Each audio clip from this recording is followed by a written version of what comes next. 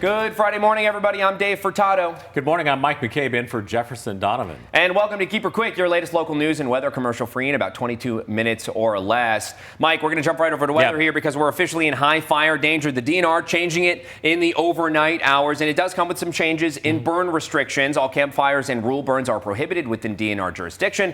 DNR permitting is allowed subject to the conditions of the permit. Though prior to burning anything, you want to check with your local fire district and county as additional restrictions may be in place. But all of this is coming as we're seeing temperatures back into the triple digits going into the weekend. Absolutely. And yeah, as our headline, triple digit heat today. We'll start the heat into the low to mid 90s for us here across the region. And yes, we're going to get to that triple digit heat here in just a few minutes. Stay cool, stay hydrated, everybody. Thanks, Mike. We're going to begin this morning in Yakima County. A man is dead after a crash near Natchez. According to Washington State Patrol, just before 7:45 last night, a 33-year-old man from Buckley was heading west on State Route 410 at milepost 103, while 44-year-old Jason Tim from Montana was eastbound on a motorcycle. Now, the Buckley man attempted a left turn and ended up hitting Tim, who was wearing a helmet, but he died at the scene. Deputies are still investigating. Charges are pending for the 33-year-old. And an elderly couple from Yakima are recovering in the hospital with serious injuries following a car crash on Highway 12 in Natchez. Authorities say the couple's vehicle was struck by an 18-year-old driver with 3 passengers on West Natchez Road. The teenager was also transported to the hospital for their injuries, but none of the other passengers were injured. An 82-year-old will be charged with failure to yield. Seatbelts were worn by all involved, and it is not believed drugs or alcohol played a part in the crash. Over to some crime news. A Selah man is facing charges of possession of child pornography. The Yakima County Sheriff's Office says they received a tip from the electronic software provider Dropbox that a user in the region had recently received and viewed child sexual assault material. Deputies were able to track down a Selah address where officers executed a search warrant and found the files on the suspect's phone. The man was arrested and charges are still pending. A car theft case stretching from Hermiston to Kennewick has led to the arrest of at least 5 people, but over 20 people were originally detained. Kennewick police posted this video of the SWAT team moving in to execute the warrant at a property in the 3300 block of West 10th Avenue. The vehicle reported stolen in Hermiston was located, but the investigation is ongoing and more charges could be coming. 5 people were arrested and booked because of outstanding warrants, although more could be arrested based on what was found yesterday. And on to new information in the search for Travis Decker, the Wenatchee man accused of murdering his 3 daughters more than a month ago. It turns out a recent reported sighting in Idaho was not Decker. Federal authorities ended the search in the Sawtooth National Forest because that sighting turned out to be a case of mistaken identity. A family reported they saw a man who looked like Decker, same height and build, even similar tattoos, but authorities say the man found was just someone who looked like Decker. The former Army Ranger has been wanted since June 2nd when his 3 daughters were found dead at a campground outside Leavenworth. A Fruit executive is scheduled to be sentenced later this month for hitting and critically injuring a cyclist while driving intoxicated. Peter Verbrugge pled guilty to vehicular assault while driving under the influence. Verbrugge admitted that he was legally intoxicated when he crashed into Anna Danker, and in April of last year, Danker was crossing South 16th Avenue and St. Helens Street when she was hit by a GMC Sierra driven by Verbrugge. According to an affidavit, Verbrugge refused to perform voluntary standard field sobriety tests or take a breath test at the scene. His sentencing is set for July 30th. And a suspected drunk driver got stuck on railroad tracks in Kennewick Wednesday night. Police posted these pictures from the scene in the area of North Center Parkway and West Gage Boulevard. They found the black sedan on railroad tracks and say a woman was in the area asking people for help freeing the car. Officers say they determined she was highly intoxicated, and video from a nearby business showed her driving onto the tracks. She was arrested on a DUI charge. The community is urged to avoid going into the Pelican Horn area of Moses Lake due to a sewage spill. Grant County Health District leaders say water testing confirms high levels of fecal matter in this area, well above acceptable levels for fresh water. They advise against swimming, fishing, or having any contact with the lake water in the impacted areas. This advisory does not affect drinking water, and no sewer services were affected. Exposure may cause symptoms such as upset stomach, diarrhea, ear infections, and rashes, though in some instances, folks can become infected with E. coli, hepatitis, or salmonella. If you have had contact with the impacted lake water and have symptoms, contact your doctor right away. On to some traffic news for you. Construction on Road 100 near Interstate 182 continues in Pasco, and officials are warning of some serious traffic impacts coming your way. Now, through the end of the month, traffic is being reduced to one lane in both directions on Broadmoor Boulevard. It's part of the ongoing construction in the area, expanding Sandifer Parkway and preparing for development of the area, with construction on the Pasco Aquatic Center already well underway. Meanwhile, as part of Stevens Drive's reconstruction project, a portion of it will be shut down Monday evening and will stay closed until the next morning. Here's a look at the impacted area. Stevens Drive between Lee and Swift Boulevards will be shut down temporarily. It starts this Monday at 7 in the evening and is scheduled to reopen by 6 the next morning. A detour for anyone who needs to drive in that area will be marked. And with that, let's jump right over to Storm Tracker Mike McCabe. Mike, a lot of folks that are going to be doing any construction or doing anything outside really are going to need that extra sunscreen and even plenty of water. Maybe you just have a gallon of it because temperature is going to be hot, especially going into the weekend.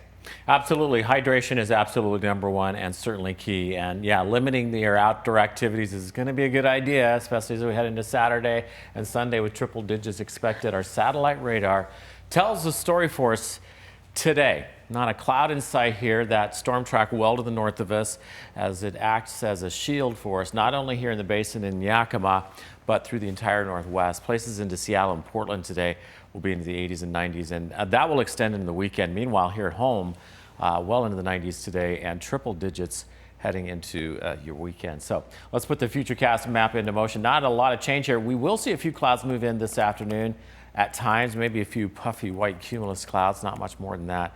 As the ridge begins to build heading into Saturday, especially, it's going to build and strengthen and amplify, so that clears things out even more. That offshore flow kicks in off the coast, and that's where the warm-up really begins for us, with a lot of triple digits by Saturday and Sunday.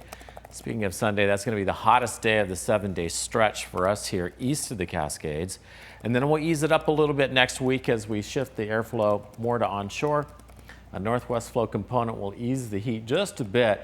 Flip side of that is may kick the breeze up a little bit for us on Tuesday. We're going to watch that closely, as that will be a concern for us in terms of fire danger and elevated fire risk on Tuesday.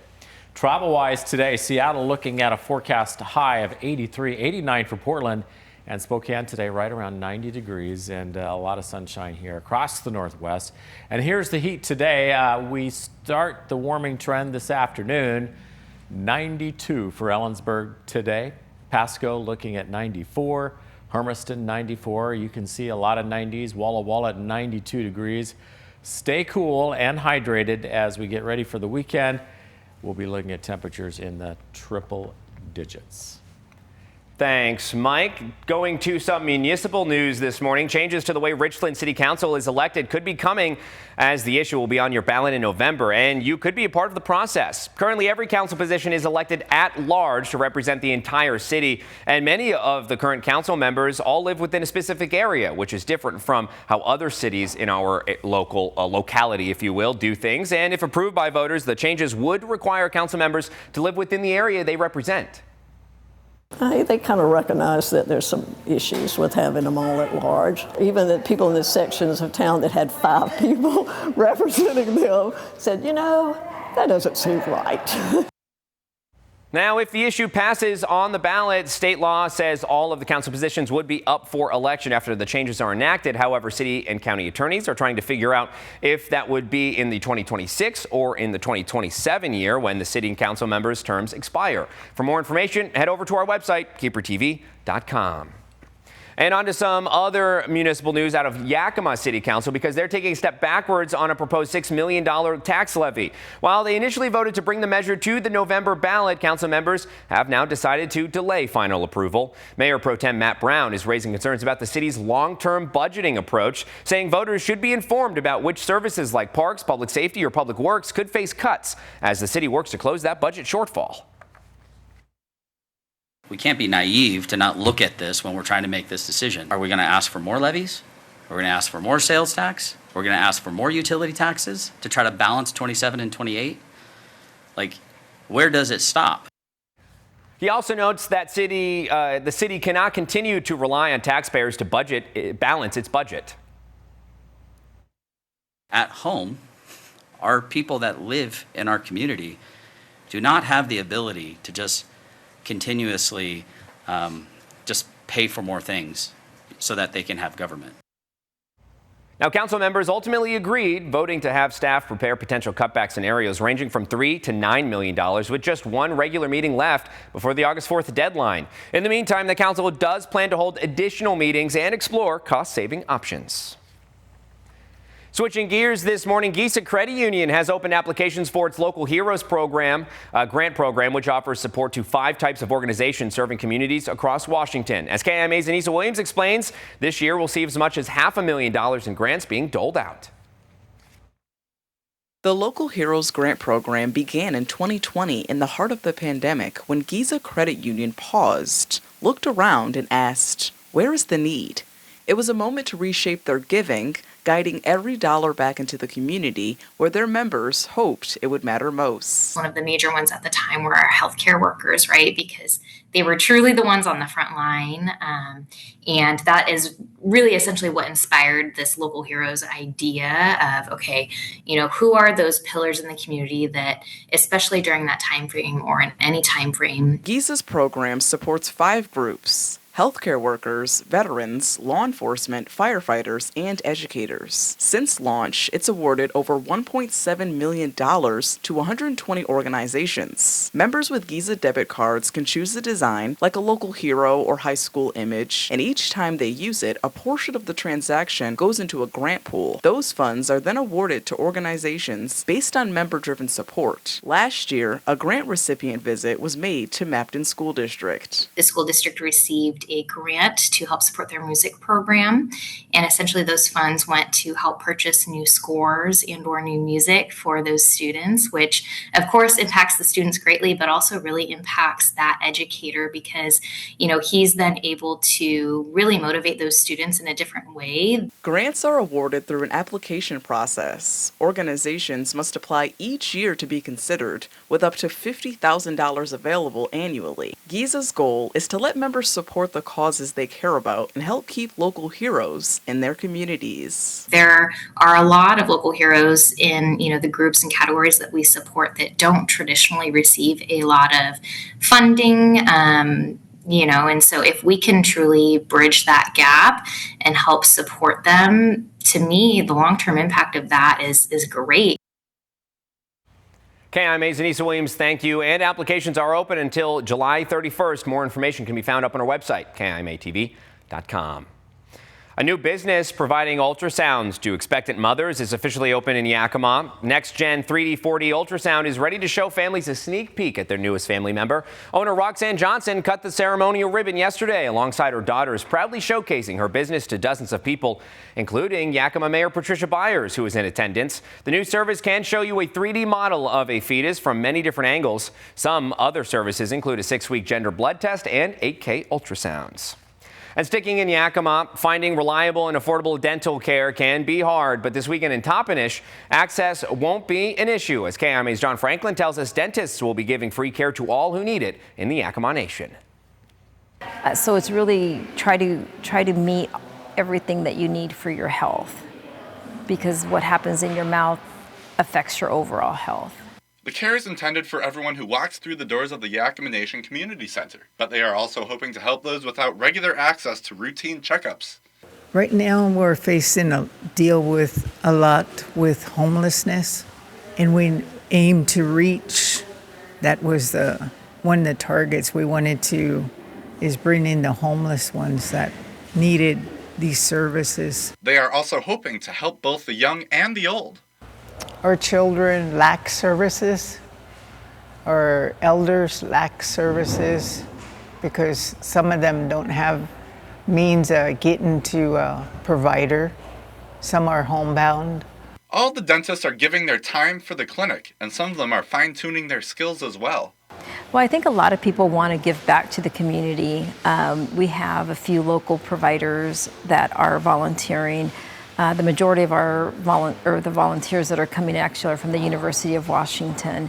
Besides a clean and healthy mouth, this event is intended to make sure people know how to take care of themselves.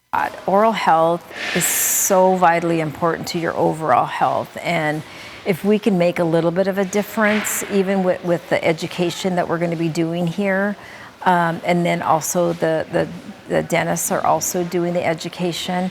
I think it just will set them up for a better overall health. And that's really what we want to do. Now, KMA's John Franklin, thank you. The clinic will be open to all starting today and going through Sunday from 9 a.m. to 4 p.m. each day. More details can be found up on our website, KIMATV.com. Officials in Toppenish have confirmed the city pool will not reopen this summer. The city was working on a plan to lease the pool at no cost to the Yakima Valley Farm Workers Clinic and the Friends of the Toppenish Pool Group. However, a spokesperson with the city says the groups pulled out of the agreement the day the Toppenish City Council was going to discuss the matter late last month. Toppenish cut the pool from the budget this year to try and address a $2 million deficit. Tri-Cities Water Follies received a $10,000 donation, and that's going to benefit local children. Chuck Kelch was involved with Water Follies for 5 decades and served on the board before he passed away in 2022. So his wife made a $10,000 donation in his memory for this year's Water Follies, the donation funding children under 12 to get in for free. I'm very proud to be a part of this family. I married into it, of course. My mother-in-law and father-in-law are very generous community volunteers and donors, and he always loved the kids. He wanted to make this a kid-friendly event. Now, Tri-City Water Follies is an annual weekend event full of fun and excitement with hydroplane races at the center of it all, but the Nair Show to kick it all off. For more information on how kids can get in for free, you can visit our website. And a local organization made an announcement of a celebrity guest coming to town to inspire the community. The Boys and Girls Club is having their annual Dinner with Friends event. Each year, the fundraising event features a celebrity guest, and this year's person of honor is Jermaine Kearse, a former NFL wide receiver for the Seattle Seahawks, beloved by his fans for his playoff heroics. Well, as a former club kid himself and a kid from the Northwest, he understands what club kids' daily lives are like. He understands what hard work's all about as a former NFL player. So I think he's going to bring a lot of inspiration and a lot of uplifting messages to not only the adults that are at the event and our sponsors, but to the kids of the club as well. Now, the Dinner with Friends event will be October 30th at the Three Rivers Convention Center. For more information, you can visit our website, KEPRtv.com. If you're looking for something to do this weekend, we've got you covered. For folks living in Walla Walla, they can join in on the fun for the First Friday Arts Tours. Although this event typically takes place on the first Friday of each month, there was a date change for this month. The event now taking place today. Folks can head to Main Street from 11:30 to 12:30 this afternoon to view local art in the area. The event is free and art will be available for purchase throughout the weekend. In Benton City, there will be line dancing lessons at Purple Star Winery tonight from 6 to 9 p.m. It costs $5 to get in, unless you're a club member. In that case, it's free. Wine, beer, and snacks will be available for purchase, and attendees will get the chance to learn how to line dance from Colleen Hadley of Boot Boogie Babes. And in Wapato, now through the end of August, locals can head over to Blueberry Hill Berries for a You Pick Berries event. The farm will be open from 7 a.m. to 6 p.m. Sundays through Fridays. Visitors will be able to pick raspberries, dukes, and sweethearts. Both are different types of blueberries. Blueberry Hill Berries hosts multiple You Pick events throughout the year, with blackberries expected to be included later this month. And over in Richland, the Tri-Cities' largest 3-on-3 basketball tournament returns this weekend, and it's expected to draw in quite the crowd. Now, registration has already closed, but 300 teams are expected to take to George Washington Way for the C3 Slam tournament. Every year we have built slowly, right? It's just 10, 15 more teams. We don't want to get too big, because then it loses that family-friendly atmosphere. It also requires a lot more volunteers. It doesn't allow for that personal attention. We really like the way this is set up. George Washington Way will be closed Friday afternoon starting at 6 p.m. from Knight Street to Newton Street. The closure will last through the end of the tournament, which will be at around 7 p.m. on Sunday. That closure, though, leading to some detours and a little extra gas usage for those needing to fill up their tank before getting out the door this weekend. Some adequate news. Prices at the pump are in a bit of a stagnation. For Yakimites, gas prices have gone up since last year, costing locals 15 cents more than they do today, though the price now sitting at $4.12 a gallon, which is the same price it was a week ago. For folks living in the Tri-Cities, it's costing slightly more now than it did a year ago. Today's price at $4.20 a gallon, 7 cents more than last year, but 1 cent less than last week. As for Walla Walla residents, they're still paying the highest prices locally, but their prices have also remained unchanged in the last week, still costing residents about $4.38 a gallon, although prices have gone down about a dime in the last year. Washingtonians, though, are paying the third highest gas prices in the country, only behind California and Hawaii, paying on average $4.40 a gallon. That does it for us. Thank you for watching this episode of Keep Her Quick. Though, again, just a reminder, we are in very high fire danger, so please be fire aware. If you're doing any boating this weekend, be sure to pick up those trailer chains. All it takes is a spark. For more local news and weather, you can head over to our websites, keeperandkimatv.com, as well as our Facebook pages. But while you're here, be sure to subscribe to our YouTube channel to keep up with our latest mini newscasts Monday through Friday. Have a terrific weekend, everybody.